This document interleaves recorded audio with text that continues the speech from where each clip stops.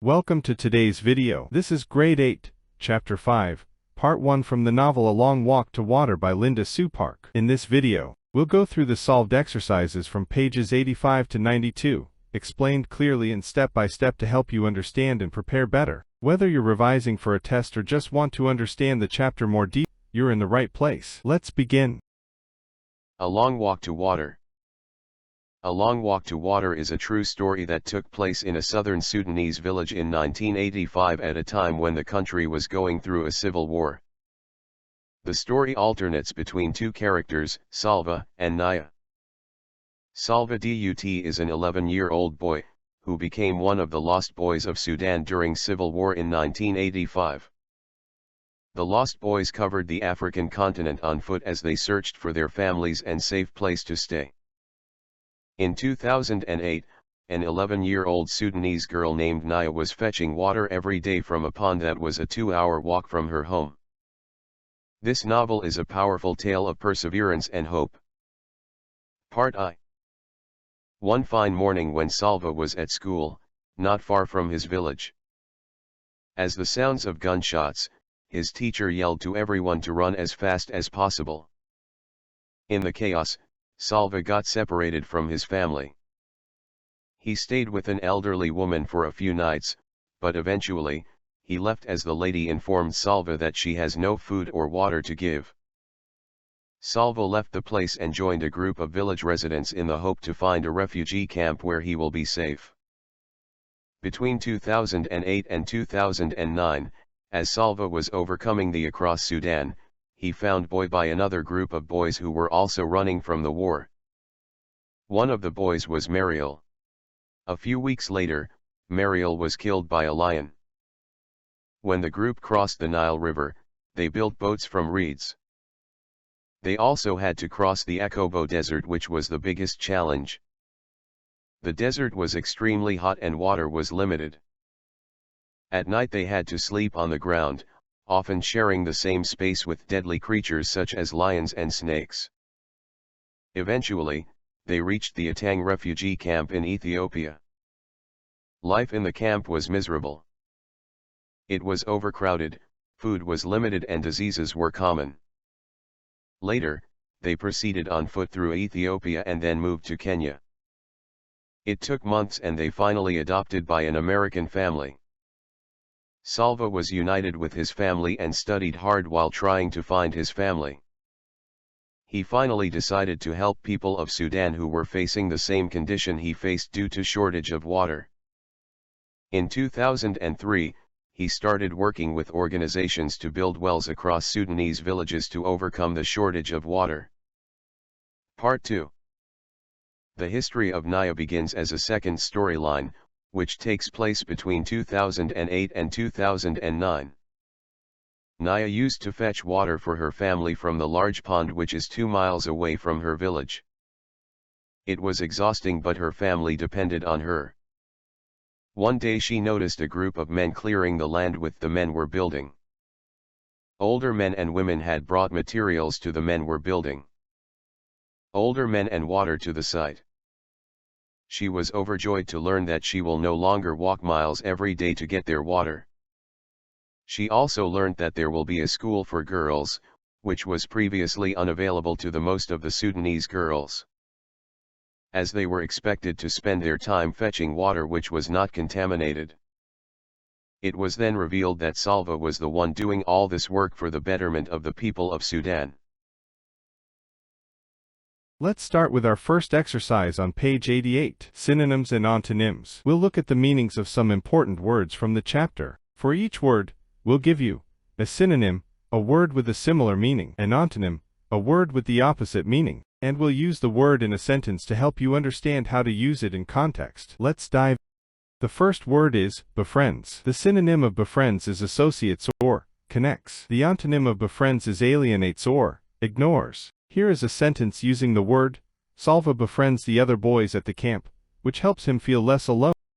The second word is contaminated. The synonym of contaminated is polluted. The antonym of contaminated is clean. Here is a sentence using the word, the villagers could not drink the water because it was contaminated by waste. I hope it's clear. Now let's move to the next word. The third word is exhausting. The synonym of exhausting is tiring. The antonym of exhausting is refreshing. Here is a sentence using the word. The long journey through the desert was exhausting for everyone. I hope it's clear. Now let's move to the next word. The fourth word is reunited. The synonym of reunited is reconnected. The antonym of reunited is separated. Here is a sentence using the word. After many years, Salva was finally reunited with his family. I hope it's clear. Now let's move to the next word. The fifth word is wandered. The synonym of wandered is roamed. The antonym of wandered is stayed. Here is a sentence using the word. The group wandered through the wilderness in search of safety. I hope it's clear. Now let's move to the next word. The sixth word is mercilessly. The synonym of mercilessly is ruthlessly. The antonym of mercilessly is kindly. Here is a sentence using the word.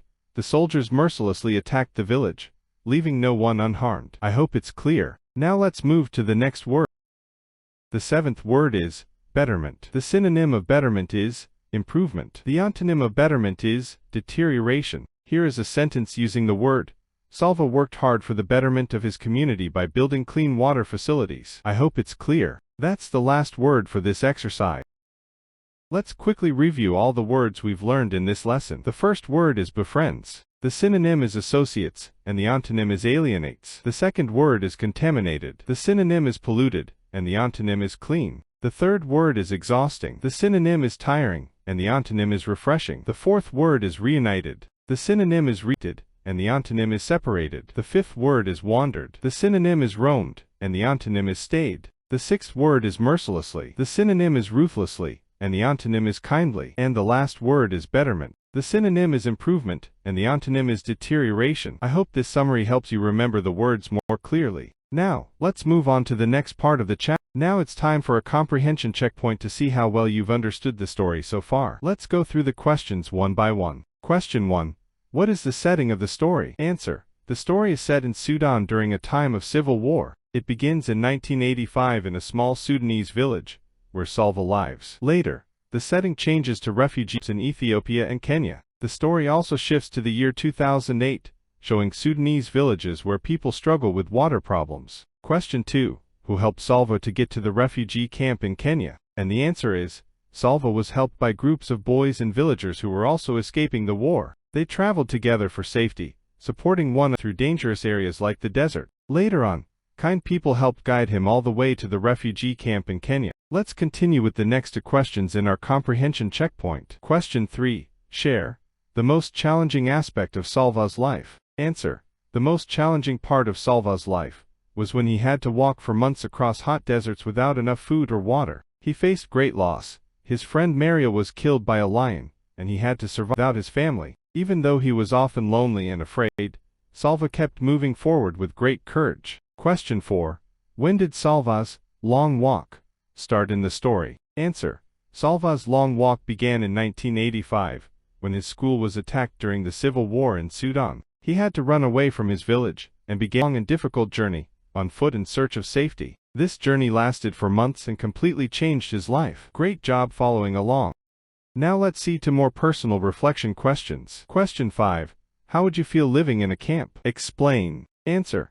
I would feel sad and scared living in a refugee camp because I would miss my home and family. It would be difficult to live in such a crowded place with limited food, clean water, and safety. But even in that situation, I would try strong and hopeful. Question 6. Can you list at least 3 traits you like about Salva Dutt? Explain your answer. Answer. I like Salva Dutt's bravery because he kept going even when life was very hard. I also admire his kindness, as he later helped other people by building wells in their villages. Lastly, I respect his determination, because he gave up, even after losing his family, and facing many dangers. Well done for staying focused. Let's look at our final question in the comprehension checkpoint. Question 7. In your journey, who has inspired you the most? Answer. In my journey, my mother has inspired me the most because she is kind, hardworking, and caring. She teaches me to stay honest, help others, and never give up. Like Salva, she faces challenges bravely and always supports family. Her strength and love motivate me to do my best every day, and to always believe in myself, even during hard times. That brings us to the end of our comprehension checkpoint section. Now, let's move on to the grammar section from page 90. In this activity, we'll carefully read the paragraph, find the pronouns, and say what type each one is, for example, personal, possessive, demonstrative, or reflexive. Let's read the paragraph together and work through it step by step. Let's read the paragraph. The group finally reached the River Nile and attempted to cross it. That's a personal pronoun. Everyone can cross to an island of fishermen by building boats out of reeds. Everyone is an indefinite pronoun. The refugees enjoyed more food here after the mind-numbing hunger they had for months. They is a personal pronoun. Afterwards, they proceeded on a journey to Ethiopia. Again, they is a personal pronoun. The next phase of Salva's journey was the hardest of all. The group must cross the Akobo Desert, which will take approximately 3 days. Midway through their journey, they encountered some people who were near death from dehydration. They is a personal pronoun. Some of the men from the group gave their water to them. Them personal pronoun. Hence saving their lives. There is a possessive pronoun. Salva was amazed at their generosity. Again, there is a possessive pronoun. Great job so far. Let's move to the next question when you're ready. Let's now review what we've just learned with a quick summary. This table shows all the pronouns we identified in the paragraph, along with their types, like personal, possessive, or indefinite pronouns. You'll notice that words like it, and they are personal pronouns, while there is used as a possessive pronoun to show ownership. We also came across everyone, which is an example of an indefinite pronoun, because it doesn't refer to a specific person. This kind of breakdown helps you understand how different types of pronouns work in real sentences. You can pause here if you'd like to take a closer look or write them down. Let's move on to the next grammar activity. When you're ready, let's continue. We're filling in the blanks using the correct pronouns. Sentence 1. She goes far away to fetch water for her family from the large pond, which is located miles away from her village. Here, she is a personal pronoun used for the subject, and her is a possessive pronoun referring to the girl's family. Sentence 2. It is a thing, but her family depends on her. Moreover, the water is contaminated, which is a source of illness for people. In this sentence, it refers to the tiring task, a personal pronoun. Her is a possessive pronoun. Sentence 3. One day, she witnessed the villagers start clearing land in the center of the village for construction. She is a personal pronoun. Sentence 4. At first, she doesn't understand what the men are building. Again, she is a personal pronoun. Sentence 5. As the months go by, she learns that it is a well that will provide clean water to the village people. Here, she is a personal pronoun, and it refers to the. Let's now move on to exercise 4 on page 91. In this activity, we will replace nouns with correct pronouns using the reference given,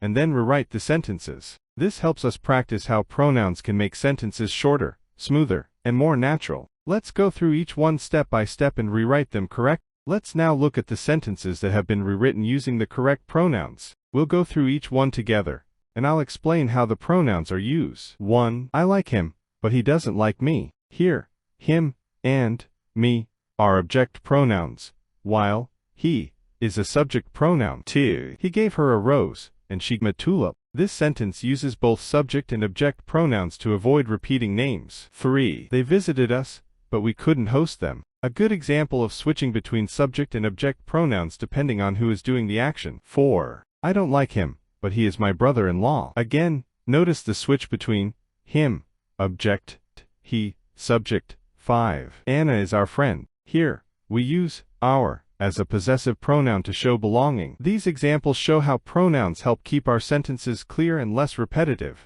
Take a moment to review, and when you're ready, we'll continue to the next part of the lesson. Let's move on to exercise 5, where we'll create sentences using pronouns in different forms. In this activity, you'll take each pronoun and make one sentence for each of its forms. This helps you understand how pronouns change depending on their role in the sentence. Let's get started. Now let's look at the sentences created using different types of pronouns. As we go through each one, notice whether the pronoun is used as subjective, objective, or possessive. 1. Them. Objective. I saw them at the park yesterday. Here, them is the object of the sentence, the ones who were seen. 2. Hers. Possessive. That book is hers. Hers shows ownership. The book belongs to her. 3. This. Subjective. This is my favorite movie. This is used as the subject of the sentence. 4. Me. Objective. She gave me the keys. Here, me receives the action. It's the object of the verb, gave. 5. The. Subjective. Those are my shoes. Those is the subject referring to the shoes. Pause here if you'd like to write your own examples, It's great practice. Let's move to the next part when you're ready. Now it's time for a fun activity. In this task, we have a dialogue between two friends Ollie and Hamza as they talk about a recent cricket match. As you listen, try to spot the different types of pronouns: subjective, objective, possessive. Let's read the conversation. Ollie: hey, Hamza, did you watch the cricket match last night? Of course, I did. It was amazing. They played so well, especially our team. Ollie: yeah, we were all cheering loudly at my house. My cousins and I almost lost our voices. Hamza: same here. I was at home watching it by myself, but even then, I was shouting every time someone hit a boundary. Ollie: haha, I can imagine that. By the way, who do you think was the player who made the biggest difference? Hamza: definitely Babar Azam. He played like a true champion. That six he hit, remember that? Ollie: oh yes. That was unbelievable. I don't think anyone expected him to score that fast. Did you catch all the pronouns used? When you're ready, let's head to the next slide. Let's now listen to the second part of the dialogue between Ollie and Hamza as they continue their exciting conversation about the cricket match. Hamza: no, not at all. Everyone in my family was on the edge of their seats. Ollie: I heard the crowd gave themselves a standing ovation when he completed his century. Hamza: yes, they did. And the also did themselves proud. They really gave each other great support. Ollie: true. By the way, do you know whose catch that was near the boundary? Hamza: I think it was Shaheen's. He jumped so high, I thought the ball would go for 6. Ollie: same. This match will go down in history. Did you record it? Hamza: no, I forgot. But I'll someone in my class. Maybe they have it saved. Ollie: cool. If you get it, please share it with me. I want to watch it again. Hamza: sure thing. It's a match we will never forget. That wraps up the dialogue. Let's move on to the next part of the lesson. Now let's begin the writing section on page 92, where we'll learn how to write a character sketch. A character sketch helps us build a strong mental image of a person, how they look, how they talk, how they act, and how they think. Let's go through the steps one by one. When you're ready, let's continue with the next part of the lesson. Let's begin with step 1 of writing your character sketch. In this step, we focus on collecting adjectives, describing words that tell us what kind of person the character is. Here are some great examples of adjectives you might use: brave, kind, honest, helpful, strong, friendly, smart, caring, responsible, hardworking, polite. These adjectives will help you build a clear and powerful image of your character. Take a moment now and think, which of these words describe your character the best? Once you've chosen the adjectives, we'll move on to the next step, using them to plan your writing. Now it's time for step 2. Gender. The character is a male. Age and name. He is 11 years old, and his name is Ollie. Appearance: he's tall, with short black hair and bright eyes. He wears neat clothes and always has a big smile on his face. Strengths and weaknesses. Ollie is great at solving problems and helping others, but sometimes he worries much. Likes and dislikes: he enjoys cricket, reading books, and helping friends. He doesn't like bullying or being late. Feelings and behavior towards others: he is kind to everyone. How others feel about him: his classmates and teachers like him because he is respectful and honest. How he feels about himself: Ollie feels proud of being helpful and wants to do better. Personality: at the beginning, at first, he was a bit shy and quiet. How he changes over time: as the story goes on, he becomes more confident and brave. Your opinion about him: I believe Ollie is a great person and a good role model. He teaches us to be kind and to never give up. Now we've reached the final step, step 3, where we bring everything together and write the full character sketch. Ollie is an 11-year-old boy who is known for his kindness and honesty. He is tall, with short black hair and bright, shining eyes. Ollie always wears a neat uniform and a friendly smile on his face. He is helpful to everyone and is always ready to solve problems. Ollie loves playing cricket, reading adventure books, and helping his friends with homework. He doesn't like bullies or people who lie. At the beginning of the story, Ollie was a little shy, but as time passed, he became more confident and brave. His classmates and teachers really like him because he is polite, hardworking, and respectful. He also feels proud of himself when he does something good. I really admire Ollie because he shows us how to be a good friend and a better person. He is the kind of friend everyone would love to have. And that's the complete character sketch. I hope you found this video helpful and easy to understand. If you learned something new today, don't forget to like the video, share it with your classmates, subscribe to my channel for more educational content. See you in the next lesson.